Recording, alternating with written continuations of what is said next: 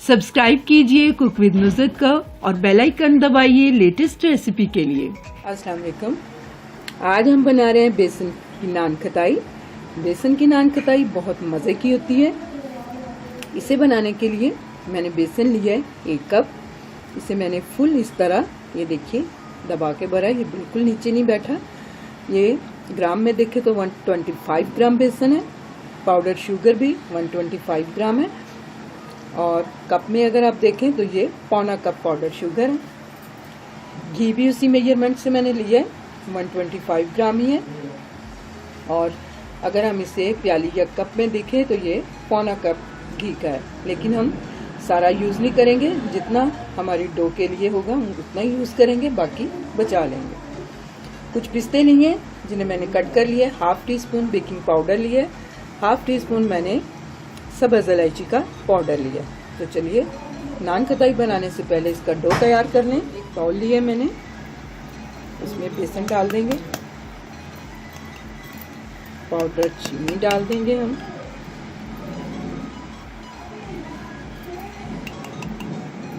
इलायची powder add कर देंगे, बेकिंग पाउडर डाल देंगे। सारी चीज़ों को हम अच्छी तरह से मिक्स कर लेंगे।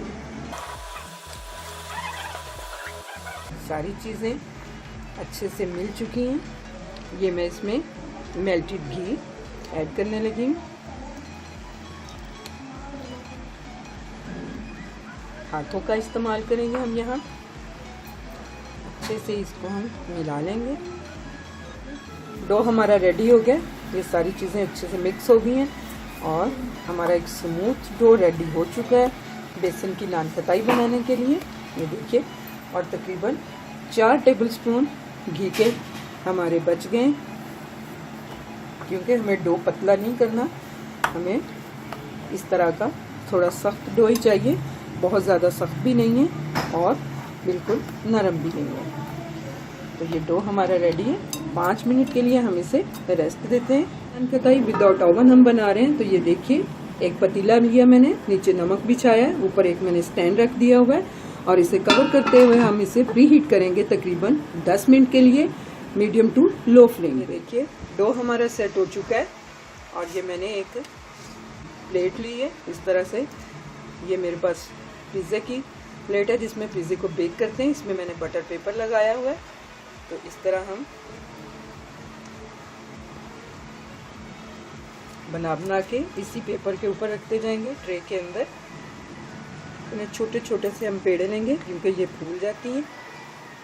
इस तरह गोल गोल घुमाते हुए हाथ से थोड़ा सा इसे इस तरह प्रेस करेंगे हम और इस तरह ट्रे में लगाते जाएंगे।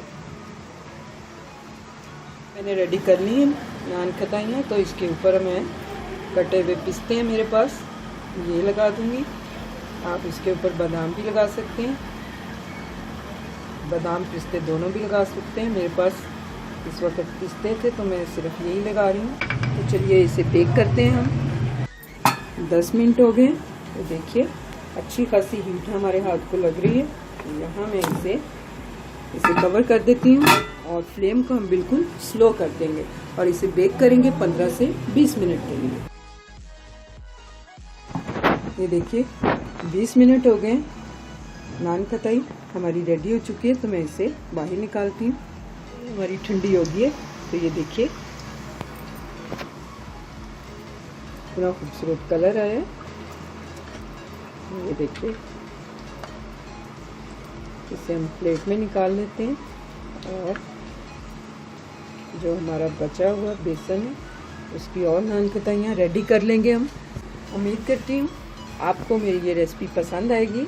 अगर आपको मेरी ये रेसिपी अच्छी लगती है तो मेरी रेसिपी के नीचे लाइक का बटन दबाइए, मेरे चैनल को सब्सक्राइब कीजिए। अल्लाह हाफिज़।